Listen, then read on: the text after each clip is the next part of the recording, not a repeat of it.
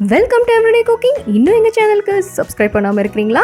மறக்காமல் கிளிக் பண்ணுங்கள் சப்ஸ்கிரைப் பட்டனையும் பெல் ஐக்கானையும். எப்போது எங்களோட கனெக்டடாக இருங்க and subscription free.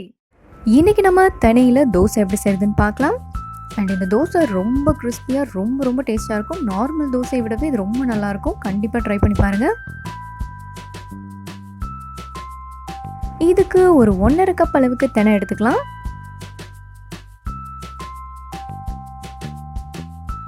1.5 cup தினைக்கு 1/2 cup idli அரிசி, ஒரு 1/2 டீஸ்பூன் வெந்தயம், 1/2 கப் உளுந்து.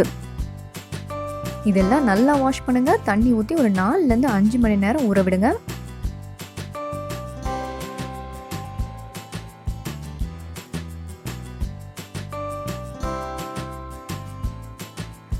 இதோ சூப்பராக ஊறிடுச்சு. இப்போ நம்ம ஃபஸ்ட்டு உளுந்து அரைச்சிக்கலாம்.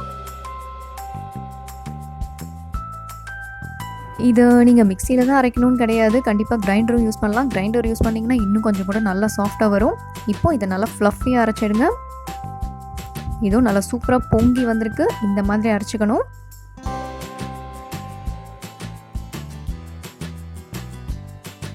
அடுத்ததாக நம்ம தினையும் அரைச்சிக்கலாம்.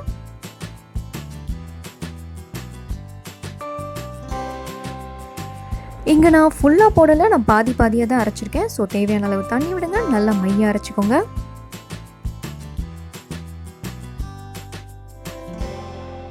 இதோ நம்மளோட மாவு ரெடி. இதை உளுந்தோட கலந்துக்கலாம்.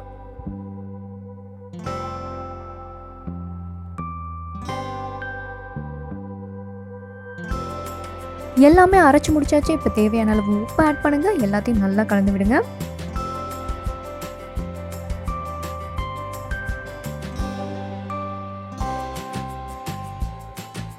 இதை நீங்கள் இட்லி மாவு மாதிரியே புளிக்க வச்சு எடுத்துக்கலாம். அண்ட் இதை நான் நைட் ஃபுல்லாக விட்டுருக்கேன்.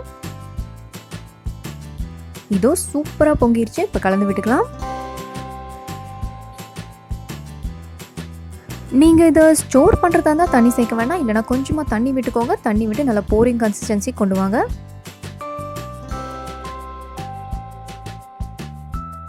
அடுத்தது வேற என்னங்க, சூடான கல்லில் தோசை ஊற்ற வேண்டியதான்.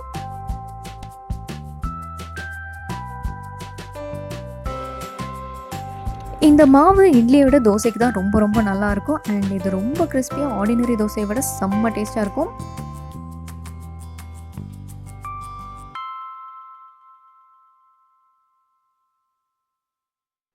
இதுவும் நம்மளோட தோசைங்க சூப்பராக ரெடி ஆயிடுச்சு. வெளியே எடுத்துடலாம்.